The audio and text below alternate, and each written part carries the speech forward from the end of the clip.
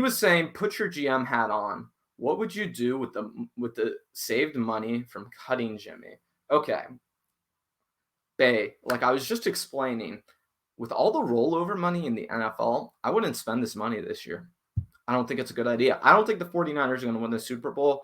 I think they could get really darn close. I think they could make it to the NFC Championship game. I do not think the 49ers are going to win the Super Bowl. So they should cut Jimmy Garoppolo, yes, to offload all of that money because it doesn't make sense to pay him all that money right now. But guess what? If you think you're going to win the Super Bowl next year, go spend that money next offseason.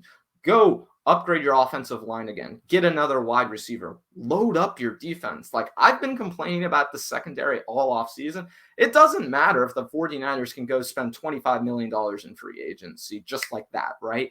And just reload their defense. So, Bay, to answer your question again, what would I spend the money saved from cutting Jimmy on? I would probably spend some of that money this year to try and put some pieces around Trey Lance, some young pieces, especially if there's any guys who I could get, who I could extend in the future, who are up for contracts, who I know would re-sign with the team.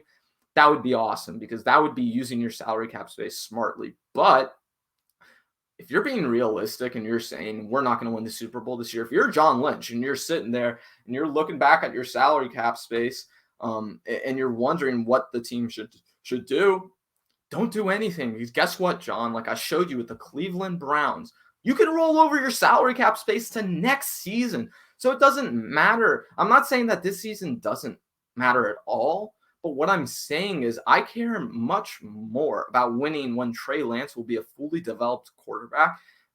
And to the point where the 49ers haven't extended Nick Bosa yet, haven't extended Brandon Ayuk or Deebo Samuel yet.